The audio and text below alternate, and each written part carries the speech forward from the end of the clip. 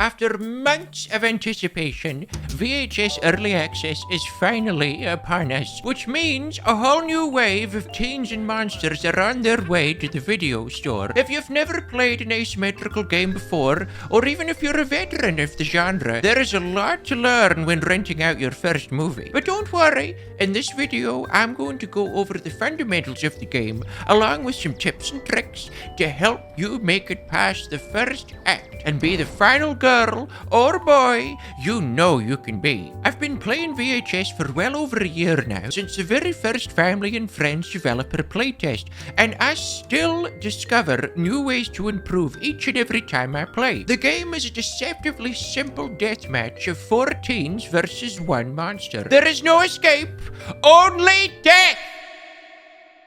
When you first find a game lobby, you'll see 5 teen players on the screen. One of those teens is secretly a monster, and they won't be revealed until you're in the round. Unless you are the monster among us, of course. When the countdown timer ends, you'll load into the match, and it begins. The win conditions for either side are different. For teens, they must banish the monster with each one of the 4 stigmas, while the monster must either kill all teens or have them all downed at the same time. The best way to explain how this all works is by looking at the UI on the screen while in the game. That's a big word for me. 4 teens at the top are the 4 stigma symbols, which will be purple, and then will become faded out once a teen banishes the monster with the corresponding stigma weapon. On the left side are the health bars of your team, with yours at the very bottom. Once you build a weapon, an icon for it will appear in the bottom right corner with an ammo counter. Now that you know what these are, let's go over the specifics of each. The stigma symbols are what you would think of as the monster's health bar. For the monster to be fully banished, the teens must strike the monster with each one of the 4 stigmas: holy,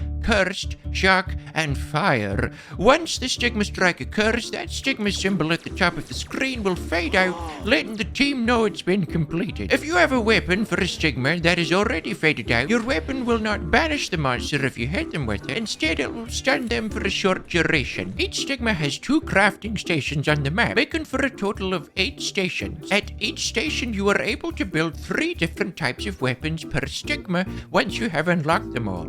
For holy, there's the cross, slingshot, and staff. Curse station has the sword, eye, and enigma.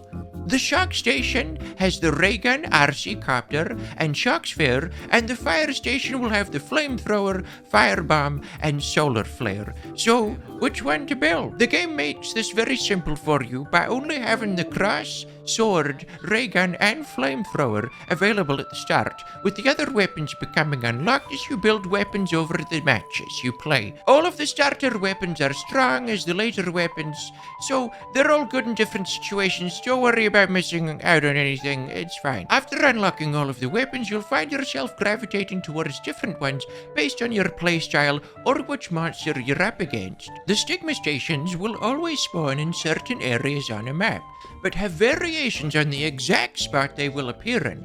For example, one of the fire stations on the high school map could spawn in the backstage dressing room, in the loading bay, or the locker room. You'll always know there will be a fire station in the back of the gym area, but until you go over there, you won't know the exact precise spot. When you get relatively close to a station, a colorized stigma symbol will pop up to let you know that you're close and where the crafting table is. Simply go up to the table and begin crafting your weapon. Making a ray gun.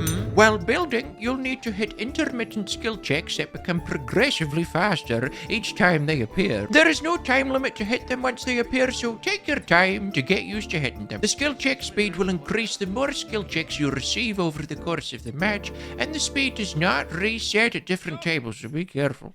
Once you have crafted your weapon, you'll see the symbol and ammo counter appear at the bottom right of your screen, as well as the symbol showing underneath your character portrait next to your health bar. Your team will also see this, and you'll be able to see your team's weapons as well. The only thing you won't be able to see is how much ammo they currently have. If the weapon symbol on a team's portrait has a purple outline, that means it is a kill weapon and that it has charges. A kill weapon is one that will banish the monster and not stun them. Weapons such such as the Shock Sphere, Holy Staff, and the Enigma, will appear grey until the teen fully charges the weapon. Stun weapons will appear grey with a white outline. Knowing who is a charged weapon, even a stun weapon, is good to keep in mind so you know where to run for help. Speaking of help, team communication and coordination is very important in VHS. You're only ever as good as the rest of your team when against experienced monsters, so make sure to utilize the different ways the game allows you to work with your fellow teams. In addition to in-game voice chat, there is a great ping system which you should absolutely use. You'll notice at the end of each teen's health bar is a colored circle. This is the color of that player's ping icon. This is very important to note. If that teen were to ping on the map, it will play one of two noises and will show you a symbol in that teen's ping color. It will also show you the distance you are from that ping. There are 3 types of pings you and your teammates can do. You can do a contextual ping, default to C key on the keyboard, which will ping where you are as well as what you are doing. For example, if you're crafting, the ping will be the symbol of the crafting station you're on and will show your team how much progress you have crafting that weapon. If you are healing yourself or someone else, it will show a different healing symbol. The second type of the ping is the directional ping. Pressing the ping button when your crosshair dot is looking at something will generate a general ping. And if you put the reticle on an interactive object and then ping, the symbol will change to indicate what that object is, such as a pop can, a garbage can, a vending machine, or even a dormant Dollmaster doll. If you press the ping button and then press it again right afterwards, you will perform the third type of ping, which is the urgent ping. You can also do the contextual ping as well in the urgent fashion by pressing C twice. This will look like an exclamation mark and let your team know that this is urgent. The urgent ping will play a different sound to the other ping. It sounds more like a boom, like a boom. If a teen uses push to talk, you'll see a little speaker icon next to their portrait, and if they're close to you, you'll see the symbol above their character's head as well. Under each player's health bar is the room they are currently in. You won't know all of the map rooms right from the get-go, but over time, you'll be able to tell where everyone is at a moment's notice. Underneath the room label, you can see what action the teen is performing currently, and the item they are holding if they have one. When crafting at a table, the symbol will show a wrench and a hammer icon, as well as the symbol of the weapon they are currently crafting on their portrait. If a teen is being chased by the monster, a little running symbol will appear. Specifically, when you are against the Dollmaster, the symbol will be different if they're being chased by a doll. Now, before we get into the banishing of wolves and warts, let's quickly go over how the health bars and status conditions work. Each teen has a white bar by their portrait, which indicates how much health they currently have. Each time a monster hits a teen, a section of white will disappear, leaving a grey area where it once was. Hitting a teen in the healthy state will cause the player's portrait to turn a yellowy orange, putting them in the injured state. If the monster hits a teen in the injured state, they will go into the prone state on the ground. When the teen's health bar runs out and the monster downs them, the teen will die. You will know this is about to happen when their health bar has only a tiny chunk left and they have a purple skull on their portrait. How many hits it takes to kill a teen can vary based on perks, how often a teen is picked up, how quickly they're picked up, and how many chompy bars they eat. You know, usually 5, 6 or so when you're looking at imminent death. If you're hit by the monster and manage to get away, there are 3 ways to heal yourself back into the healthy state. The first is by finding another teen and allowing them to heal you. The second is by crafting a holy staff and healing yourself with it. The third is finding a first aid station. There are 3 of these on every map, and they are always in the same spots. When you get near one, they will be indicated by a pink aura. It is a little bit slower to heal at one of these stations, however, it does allow your teammates to have free hands to do whatever it is they need to do.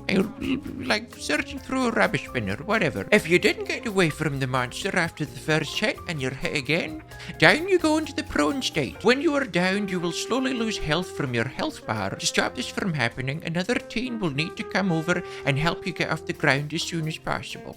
I myself use a life alert. When they get over to you, they'll start filling up your recovery bar until full, and then you're back up. To make this process faster, when you go prone, you're prompted to spawn your own personal spectral. This will send you into an alternate plane of existence where you can fly around the map as a cute little ghost baby, collecting glowing Luma orbs.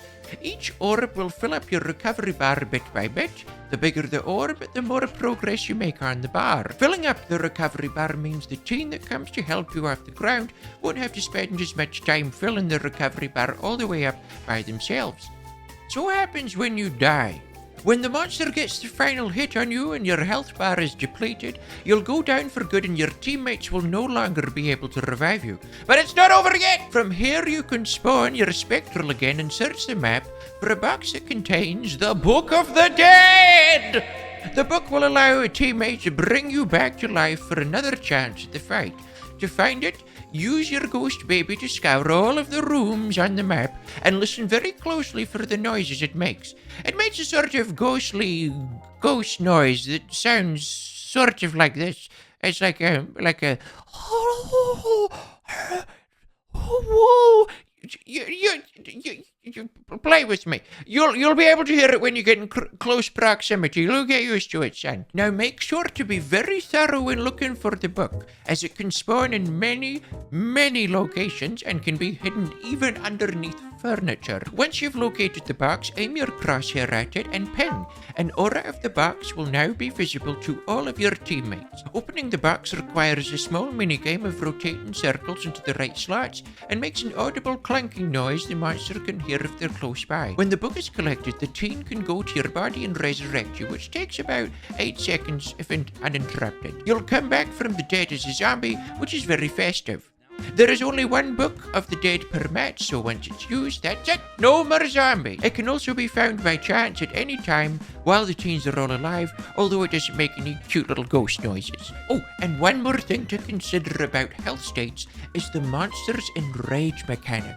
The monster will have a meter that fills up very slowly over time and gains significant progress each time they hit a healthy teen.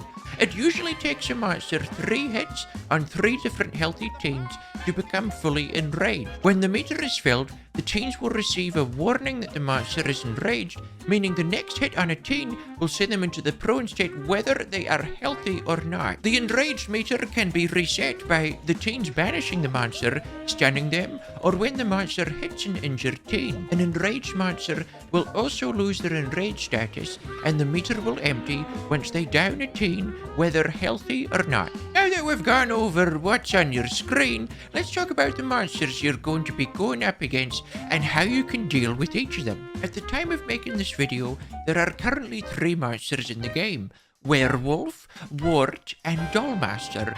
When a monster hits a teen, a shockwave will erupt from the attack location and disrupt any teens within range of it, stopping them from using weapons or items for a short period of time. Each monster has what is called a tension track or loop. I think we're still deciding what to call it.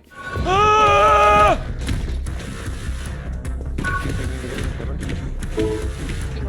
I'm here, he's armored though. Oh, girl. I don't know either. The tension loop is a soundtrack teens will hear when the monster is close by. The closer the monster is, the louder the tension becomes. Werewolf and W.A.R.T have the same radius for their tension loops, while the Dollmaster has a smaller one because he's a sneaky codger. Dollmaster dolls have a separate tension track as well. Monsters also have individual footstep noises that you will hear when they're nearby. The most important thing to understand about tension loops is how you should adapt your gameplay when hearing them. If there is one massive and important piece of advice I can give you, it is this: crank your sound up and make sure you can hear the tension loop the moment it appears. If you're crafting at a station, you'll be making noise the monster can hear, but only if they are close enough for you to hear their tension loop. Except for the Dollmaster, because he's a stick. Because his loop is smaller, he will be able to hear you before you can hear his tension loop while you are crafting. So a good thing to get into the habit of is, as soon as you hear that resonant bass noise of the tension loop, stop whatever you're doing that's making noise and wait for it to go away before you continue. Remember, if you can hear the tension loop, the monster can hear you. Teens also have 3 different movement speeds that make 3 different levels of noise that a monster can hear. Running is the loudest and should only be done if the monster is not around, you're in a chase, or you just want to die. Walking is quiet but still makes subtle noises with each step, and crouch walking is completely silent. Keep in mind that bumping into objects that can fall over like stools or lamps will make loud noises regardless of movement speed. Oh god, I saw that happen! While the tension track is one thing to be aware of, the monsters and their individual powers are the next things to understand. First off, we have the Werewolf, who is an absolute queen with gorgeous nails. Werewolf has 3 abilities: Berserk, Howl, and Hunt. After focusing for a moment, Berserk significantly increases the movement speed of the wolf and increases the range of their lunge attack for a short period of time. Howl will cause teens within a large radius to cower and be unable to use weapons or items until the effect ends. Hunt has the wolf enter a mode where they can detect nearby teens. If someone is close by, they'll sense a heartbeat which will increase in speed the closer the wolf gets to the teen, allowing them to pinpoint the location of a player even if they are hiding silently. When a werewolf is in hunt mode, you will hear them growling. Oh, someone's...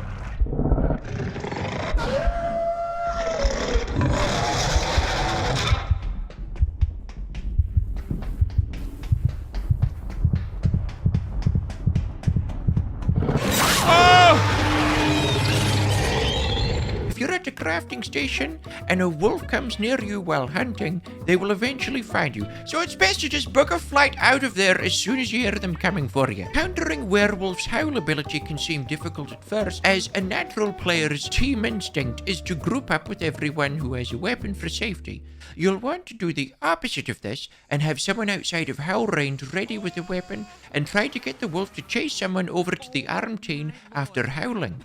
Waiting around corners or behind low furniture to kill in an unexpected ambush is a great way to go. W.A.R.T is our tremendous baby boy whom we are all afraid of. W.A.R.T has 3 abilities: Leap, Acid Armor, and Echolocation. Leap lets W.A.R.T shoot himself forward, gaining some distance, and where he lands, a green shockwave is sent out that staggers any teen caught in it. Acid Armor cloaks W.A.R.T in neon green and protects him completely from damage for a short period of time. If a weapon is used to break the armor, W.A.R.T will flinch for half a second where he cannot use any of his abilities, and the weapon will be fully consumed. Echolocation, when activated, sends out a map-wide wave that reveals the after images of teens where they were at the exact moment the wave hit. W.A.R.T is best dealt with by grouping up together with weapons. You can have someone break the acid armor and another teammate go in for the kill. Be careful about getting too close though, as W.A.R.T can still leap at you when he is armored. Dollmaster is the most difficult monster to deal with when you are a new player, primarily because he requires the most team communication and because he plays so differently to the other 2 monsters. The Dollmaster starts off the round with 5 dolls that he can place anywhere around the map. He can see the icons of where the dolls are at all times, and when a teen is close by to a doll, the doll icon will turn yellow, giving him an incredible amount of tracking potential. He is able to possess dolls from wherever he is and control them to attack teens. His final ability is Teleport, where he can quickly relocate to any doll on the map. Dolls have a timer on them when he controls them, so he can't stay controlling them indefinitely. While the Dollmaster is possessing a doll, his physical body is exactly where it was when he started possessing and is vulnerable. It will emit a radial lullaby which will let you know where he is hiding. If you get near his body and you have a weapon, he will receive a warning around the border of his screen and may return back to his body to deal with you or teleport away. Dolls that are chasing you can occasionally leap forward with a jump ability to gain more distance. This sounds like a lot to deal with, and, well, it is. So, here's what to do. Dolls that the Dollmaster has placed around the map will be sitting on the floor with their heads down. If you run over one, it will trip like a trap and make noise. The Dollmaster can almost instantly possess it or teleport to it if you do this, so make sure you watch your step. If you crouch up to the doll, you'll be given the option to disarm it. Doing so alerts the Dollmaster to where the doll was disarmed, and he will now have 1 less possible doll he can use on the field. If he had 5 dolls before, he will now only have 4. Killing active dolls that are chasing teens will also remove a doll from his total doll pool and stun the Dollmaster's body, and reveal his aura. You can disarm and kill dolls to the point where he only has one doll left, but he will never go lower than 1. To get dolls back, the Dollmaster will need to hit teens either with dolls or with his body. Whittling down the doll pool is a great way to deal with Dollmaster, as the less he has, the less there is to deal with, and there's less dolls that can possibly ambush you across the map. Don't be afraid to use your weapon on a doll either. It's more important to not get hit and get his network down. Dollmasters will often place dolls near crafting stations so they can chase you off them when they detect a teen there, so make sure to do a thorough search of the room before crafting. Dollmasters will also likely try and place their physical bodies in clever spots that require teens to get very close to kill them, such as narrow stairwells and small rooms. When this happens, your best bet is to work with a teammate and have one person kill a doll, which stands the Dollmaster, and then have someone else run in to kill them while he's down. Summoned weapons such as the Infernal Eye and the 𝐒𝐔𝐁𝐄𝐑𝐈𝐁𝐄 are good for getting to his body without the risk of getting hit. Remember, if a weapon gets close to him, he will get a warning. Now that you know what you're up against, you're going to need to know how to banish and stun these monsters with the weapons you can build. Weapons can kill or stun a monster in a couple of ways.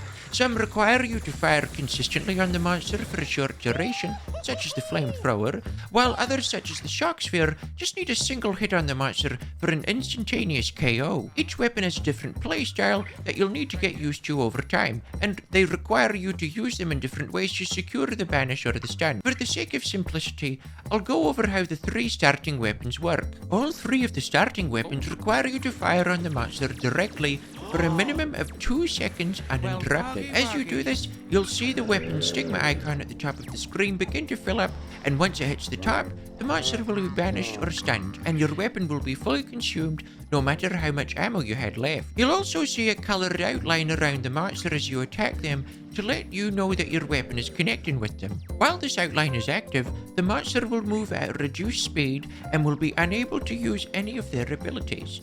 The only way for them to escape is by moving out of range of the weapon or breaking line of sight or hitting the teen firing on them. If the monster moves behind cover in the environment, such as a wall or pillar, the stigma bar will start to empty and the outline around the monster will disappear. Now be careful, as if you start firing the weapon too close to the monster and they move close enough to you, they will be able to hit you and prevent the kill from happening. If they're too far away, they can simply move out of range of fire. Over time, you will learn the spacing of each weapon and when to start firing, or even when not to fire. Sometimes it's okay to not fire a weapon if the monster is too close and you're going to take a hit, rather than wasting precious ammo only to be hit anyway. Same goes for if the monster is beside an environmental blocker, that they'll just move behind once they realize you're attacking them. The best case scenario is getting the monster while they're out in the open and they cannot get to any cover. Ambushing is an incredibly strong tactic that will secure you a lot of kills once you perfect the timing. You can do this by hiding around corners or behind objects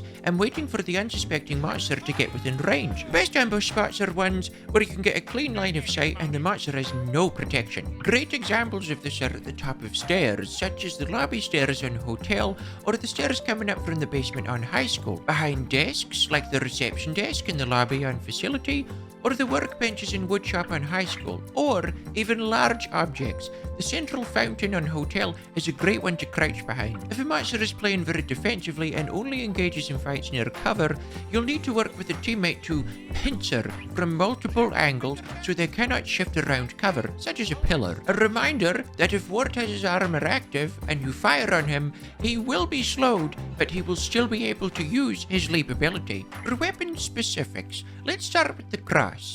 The Holy Cross sends out a short-range cone that fans out wider the farther it travels. It immediately starts consuming ammo when fired and takes a short moment to fully extend to its maximum range. When firing the cross, you'll still be able to move, but at a significantly reduced speed. To strike the monster with the cross, you'll need to fire directly onto the monster for a full 2 seconds, or intermittently until the stigma meter fills up at the top of your screen. A minimum of 32 charges is also needed. Just how many charges depends on how close the monster is to you. The cross is particularly good as it doesn't require much in the way of aiming and can be used in close range situations, functioning kind of like a channeled shotgun. The cross is good against all monsters, especially against active Dollmaster dolls, as their hitboxes are very small and hard to deal with. All in all, the Holy Cross will always be a reliable choice to craft. Now onto the Cursed Sword. After crafting to GOAT ASMR, you've built yourself a sword. But this isn't just any normal sword. This is a cursed sword. You're not going to be slicing at melee range with this guy. Instead, you're going to be firing the sword once, and it will send out a thin vertical wave. Hitting a monster with one of these waves will slow them down and begin to fill the cursed stigma meter. You'll need to hit the monster with enough waves of the sword to completely fill the meter. If the monster does not move their entire body out of the wave in time, they will be banished or stunned with one more follow-up wave. So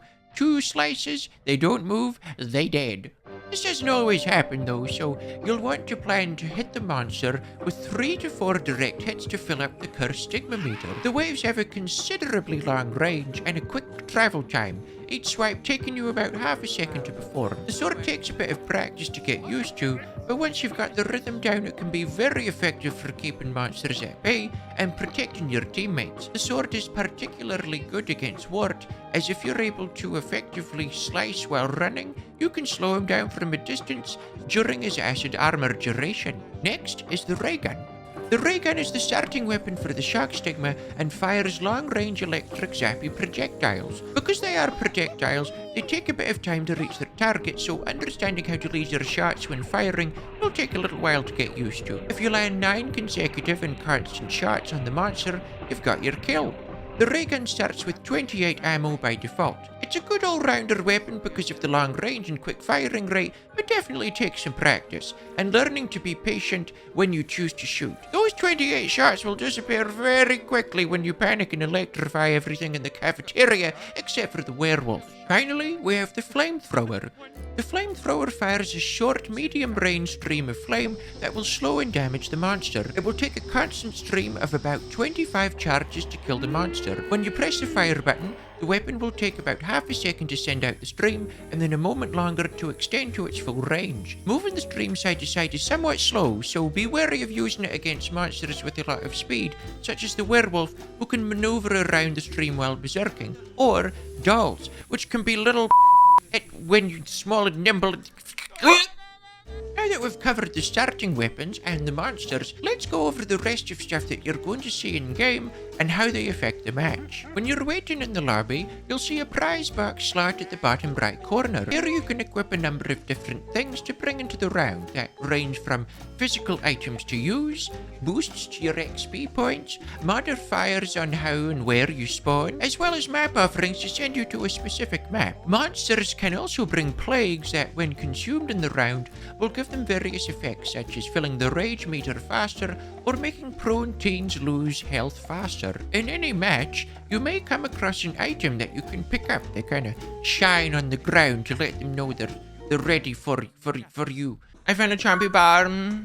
These can be pop cans, chompy bars, noisemakers, and walkie-talkies.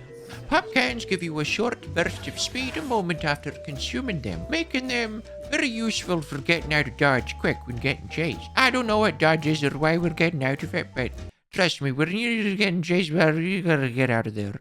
Chompy bars can be consumed to recover a small section of health after a 6-second wait. If you or a teen has a purple skull in their portrait, the chompy bar will recover enough health to get them out of the critical stage. Note, they do not heal an injured teen back to healthy, they just refill your health bar by a smidge. Ideally, they should be used only when you are at critical health, you are injured and are being chased, knowing you will not be able to escape the monster. Remember to give yourself enough time to wait the full 6 seconds to regain the health. If done correctly, what would have been a hit that kills you will simply just knock you down. Noisemakers are cute little robots that can be set up anywhere on the map by teens. What did I deploy? Oh, so that's a noisemaker. So if he goes through it, like just there, it reveals his aura and makes a loud noise. I don't know how he didn't hit me at first. If a monster walks over one, they will make a loud noise and the aura of the monster will be revealed to the teens for a short duration. They're best used in choke points or stairwells where the monster will not be able to avoid triggering them. Talkie-walkies stay active for as long as their meter lasts after activating them and reveal the auras of all of your teammates across the map. If you look in the direction of the monster, no matter how far away they are, you will hear a loud without static interference. 𝐂𝐒𝐂𝐑𝐈𝐁𝐄 are very useful when going to save someone who's getting chased, or when using a channeled summon weapon like an 𝐒𝐔𝐁𝐄𝑑𝐈𝐁𝐄 or an infernal eye. Zombie bars and pop cans can also be found at the 6 vending machines across the map in each round. They always appear in the same spots and become active after a minute or so. You don't need money either. Just make your way over to one with the lights on and kick the out of it until you get what you want. Eat the rich! Chocolate. You'll also come across rubbish bins or garbage cans that can be searched. They'll contain a talkie-walkie or a noisemaker. Finally, we have the rift. The rift will spawn when the monster intends to not interact for a while and is designed to stop matches from turning into a stalemate. How often they spawn depends on whether or not chases occur, but usually around the 1 minute mark or so of teens not being hit. When a rift spawns, both sides will be notified it has formed and will see an icon showing how far away it is. The first side to reach the rift and stand on it uninterrupted for 8 seconds will capture it and see the auras of the monster or teens for a limited time. Keep running! Don't get hit! Don't get hit! Don't get hit! Don't get hit! Don't get hit! Nice one! If both sides stand on the rift at the same time, the monster will take priority.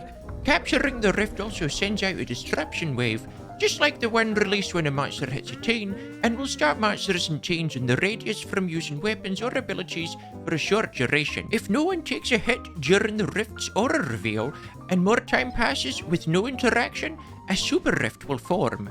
These function the same way, however, if teens capture the rift, they will instantly wound the monster with a stigma, even if it is the last one they need to fully banish the monster. If the monster captures the super rift, they will become enraged and see auras of all teens, and in addition, all teens will lose up to 22% of their base health. Monsters cannot kill teens with the super rift, however, even if the teen is at critical health. You may be wondering if there is a best teen to play when you're starting out. I know this answer is not satisfying, but there really isn't. Each teen functions exactly the same, and after unlocking perks, you'll be able to use them on any character. The perks were designed with the intention of being nice little extra things to have, and not necessary to win a round. Good teamwork and player skill will always be the most important thing in any given round. In saying that, have a look at what all of the perks are, which teens have them, and pick your first teen based on the perks that appeal to your playstyle the most. Want to lose less health while prone? Pick Brett. Want to heal others faster? Faith is your girl. Want to heal yourself faster at med stations and be a little trash goblin? Leo. There is someone for everyone. Or just don't worry about perks at all and pick whoever you like the most. They've all got something good. At the end of each round, you'll earn experience points based on what you did during the match. That was a really good word. That's how you play W.A.R.T. And with enough XP, you'll gain a level on your character as well as an aura point. You can use these aura points in the character's journey to unlock new perks, perk points, perk slots, cosmetics, currency, and prizes. Each character's journey has 3 acts. Completing an act will allow you to move on to the next and will allow you to use the perks you unlocked in that act across all teens. Additionally, completing an act will allow the character to equip their own native perks using less perk points. More on this in a moment. On the Teens Perk tab, you'll see the perks you have unlocked so far in your journey and how many perk points they cost to equip. Perk points and perk slots are unlocked in the journey as mentioned before. You can have a maximum of 5 perk slots with 30 possible perk points to spend. You can also view all of the other perks across all of the teens here as well. Each perk, once unlocked in the journey, can be placed in a perk slot and require a certain number of perk points to spend. For balancing reasons, some perks will be more expensive than others, such as Lightning Fast and Vice Grip, so that perk builds will never be too overtuned. You can get a total of 3 discounts on a character's perks by completing all 3 acts. These are shown in the top left of the perk tab. They can allow a teen to use their native perks at a lower cost. For example, Faith can use the Secret Admirer perk for only 1 perk point instead of the original cost if she completes Act 2 of her journey and receives the discounts. On the Weapons tab, you can see the XP progress you have on each stigma and how close you are to unlocking the next weapon. Build enough ray guns and get those kills and stuns, and you'll soon have an RC copter. Make your way through the cursed swords and infernal eyes and unlock the great blessing and great given gift to the videotape game, the Enigma! It doesn't take very long to unlock each one, and you'll definitely find yourself favoring some more than others. I don't know if you can tell which one is my favorite. I don't know. I mean, I'm not biased or anything. Anyway, weapons also unlock cosmetic skins and mods the more you level them up by crafting and using them. This can provide small to significant changes to each weapon, with a positive and a negative effect, such as the ray gun firing 3 shots out in a triangle instead of 1, but taking longer to start firing. Or crafting 2 firebombs instead of 1, but the crafting time takes longer. You might find you end up using no mods or all of them. The choice is yours. I myself very much enjoy the Happy Birthday Shock Sphere, which lets the monster know they're a year closer to death through the joy of song. And that's about all there is to get started. We've covered everything you will need to know to get going in VHS, Video Horror Society, the videotape game. It's something I've truly loved playing, and knowing the small team of developers at Hellbent on a personal level has shown me, inside and outside of the game, there is an extreme amount of passion and love going into this. We're just starting early access now, and there already is so much as is. I can't wait to see where it all goes next. I'm streaming over at Twitch every Sunday, Monday, Tuesday, and Wednesday, so if you want to come over and watch us play VHS and me not follow any of my own advice, we'd love to have you there. Good luck out there in the beyond. I hope to see you at the video store. Return your tapes on time, and always remember, be kind, rewind.